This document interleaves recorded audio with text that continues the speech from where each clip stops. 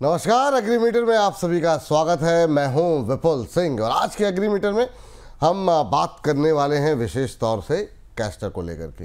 Castor से जुड़ा हुआ एक महत्वपूर्ण अपडेट है जिस पर आज हम बातचीत करेंगे और इस बातचीत को आगे बढ़ाने के लिए हमारे साथ जुड़ रहे हैं पैराडाइम कमोडिटी एडवाइज़र के सीईओ वीरेंद्र वकील जी। वीरेंद्र सर, बहुत बहुत स्वागत है आज की इस चर्चा में जुड़ने के लिए। बहुत बहुत धन्यवाद आज की इस चर्चा में जुड़ने के लिए सर। तो आज सर सबसे पहले आपसे जानना चाहेंगे कि देश के सबसे बड़े जो कैस्टर उत्पादक राज्य गुजरात है, वहाँ अभी तक के बुआई के नंबर्स जो हैं वो पिछले साल की तुलना में अगर हम कंपैरिजन करें तो वो रकबा पिछले साल से करीब 57% आगे है। इस साल पूरे सीजन की अगर बात करें तो कैस्टर की खेती को लेकर के आपकी क्या एक्सपेक्टेशन है, आपके क्या अनुमान दिखाई दे रहे हैं? लास्ट ईयर पूरे साल का जो रकबा था वो 15% कम था। क्योंकि लास्ट ईयर दाम काफी कमजोर रहे थे। ये साल 5500 से बढ़ के अराउंड 6500 है, तो रकबा थोड़ा बढ़ेगा। बट इसमें महत्व की बात ये है कि इसकी जो सोइंग की जो विंडो है वो रिलेटिवली 15 अगस्त 15 सितंबर, तो ये सोइंग का पीक सीजन है। तो सही चित्र शायद 15 सितंबर और या लेट सितंबर में हमको मिलेगा। कुछ कुछ जगह ऐसा होता है कि जो अर्ली सोइंग मूंगफली या कपास निकलता है, उसकी जगह पे खास करके सौराष्ट्र एरिया में, कच्छ एरिया में ये होता है। तो वहाँ अक्टूबर फर्स्ट वीक में भी सोइंग होता है। तो एक्चुअल अनुमान जो है सोइंग कितना बढ़ा या कम हुआ या स्टेबल हुआ, वो एज ऑन 1 अक्टूबर काफी क्लियर हो जाएगा। जी ठीक है सर। अभी अगर हम देखें तो प्राइसेस की अगर बात करें तो एक महीने के अंदर एनसीडीएक्स पर कैस्टर सीड की जो प्राइसेस हैं उस पर करीब 4.5% के आसपास का दबाव देखने को मिला है। क्या वजह मान रहे हैं आप इस गिरावट की, और आगे क्या गिरावट और बढ़ेगी या फिर आपको लगता है कि हो गई है काफ़ी गिरावट, यहाँ से अब सपोर्ट मिलना शुरू हो जाएगा? मार्केट नॉर्मली फेजेस में चलता है। तो पहले फेज में जो जो रन अप आया वो 5500 से नियरली 7000 तक का आया। अब मार्केट करेक्शन के मोड पे है।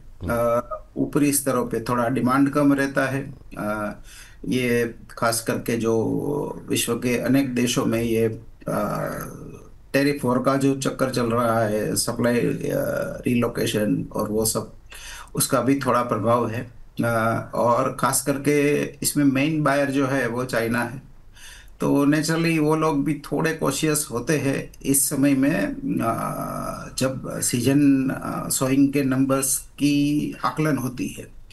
तो इसमें पोटेंट डिमांड पड़ी हुई है, क्योंकि इसका एक्सपोर्ट क्यूमुलेटिव बेसिस पे देखो तो हर साल ऑलमोस्ट नया हाई बना रहा है।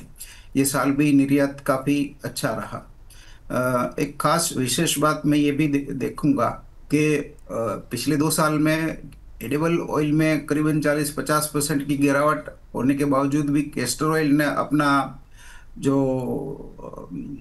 फोर्टे है उसको मेंटेन किया है, अपना मार्केट शेयर मेंटेन किया है, अपना एडिबल ऑयल पर अपना प्रीमियम भी मेंटेन किया है।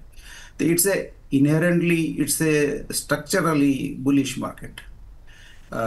जहां तक नियर टर्म प्राइस के सवाल है तो 6500 67, सॉरी 6500 6900 300-400 की रेंज में मार्केट घूमता रहेगा। प्रिफरेबली मैं इसमें बाय ऑन डिप्स प्रेफर करूंगा। जैसे 6600 के आसपास मैं बाइंग प्रेफर करूंगा। 6500 स्टॉप लॉस होना चाहिए। अपसाइड में हम 6750 तक का लक्ष्य रख सकते हैं शॉर्ट टर्म ट्रेडिंग कॉल के हिसाब से। जी 6600 पे आप कह रहे हैं कि यहाँ पे बाय करना चाहिए। स्टॉप लॉस क्या बताया? 6500 सर? यस, 100 रुपये का, 100 रुपये का नीचे का स्टॉप लॉस। और टारगेट क्या दिया सर आपने? 6750, 150 का टारगेट। 150 का टारगेट, ठीक है, बहुत बढ़िया सर।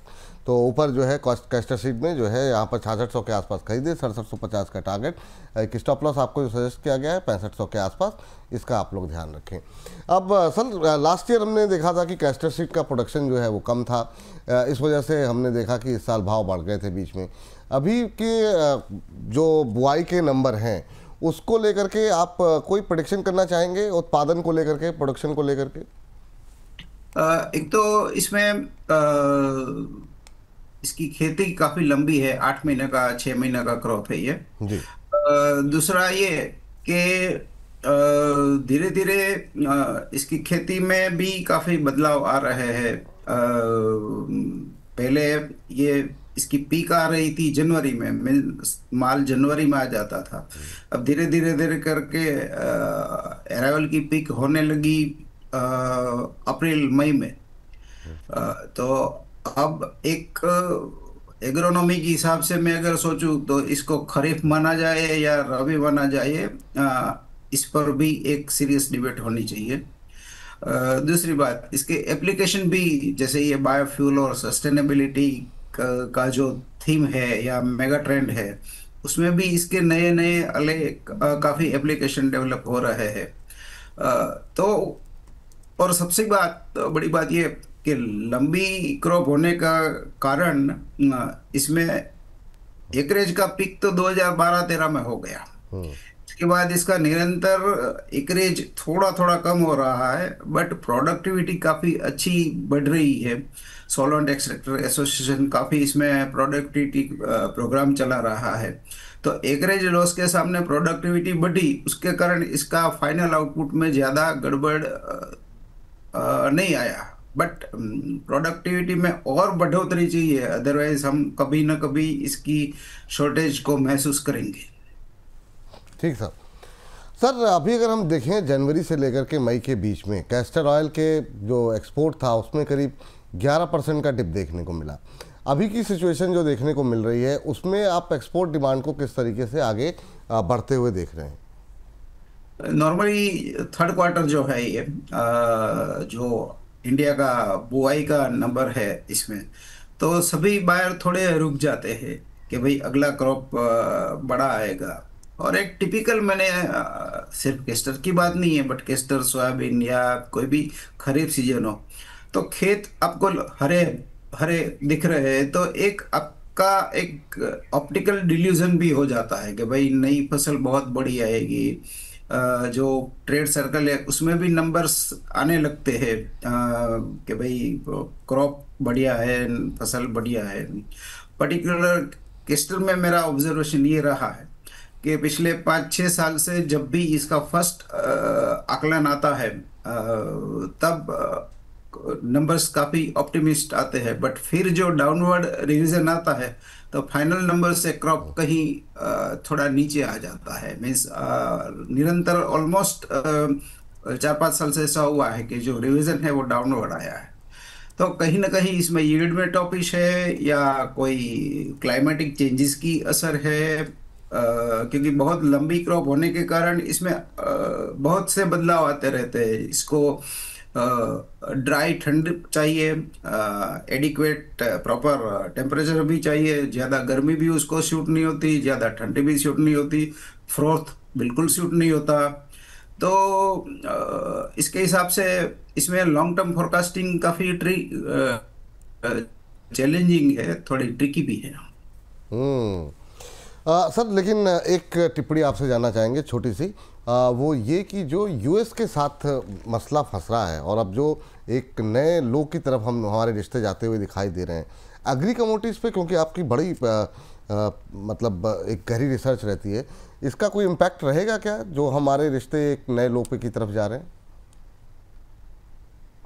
ज़्यादा इसकी मटेरियल सेंटिमेंट की इफेक्ट जरूर है, बट मटेरियल इफेक्ट मैं ज्यादा नहीं देख रहा हूँ रॉ कमोडिटीज में। फिनिश गुड्स में पर्टिकुलर टेक्सटाइल, लेदर, इस पे थोड़ा असर जरूर आएगा। बट ये जो जैसे पर्टिकुलर केस्टर की हम बात कर रहे हैं, तो केस्टर की डिमांड कंप्लीटली इन इलास्टिक है। आप इसको रिप्लेस नहीं कर सकते। इस भाव चाहे कुछ भी हो, कुछ डिमांड इसकी ऐसी है कि ये ट्रेड वॉर का पर्टिकुलर केस्टर ऑयल एक्सपोर्ट पर कोई फर्क नहीं पड़ेगा। जी सर, बहुत बहुत शुक्रिया, बहुत बहुत धन्यवाद आज की चर्चा में जुड़ने के लिए। ट्रेडिंग कॉल सर अग्री की एक तो कैस्टर सीट पे आपने राय दे दी, अगली कॉल कौन सी होगी सर? इसमें जो सितंबर गवार में अगर स्पाइक आता है अच्छा सा तो सेल साइड प्रेफर करूंगा 5500 के आसपास। यहाँ 5250 का टारगेट रहेगा, स्टॉप लॉस 5680 का रहेगा। ठीक है सर, 5500 पे बेचने की सलाह यहाँ पर दी जा रही। कोई डिस्क्लोजर सर आपकी तरफ से? नहीं, मेरा कोई ट्रेडिंग का एक्सपोजर कभी होता नहीं है। बहुत बहुत शुक्रिया, बहुत बहुत धन्यवाद आज की इस चर्चा में जुड़ने के लिए, धन्यवाद आपका। तो इस कार्यक्रम में इतना ही, बने रहिए लगातार बोनस के साथ। नमस्कार।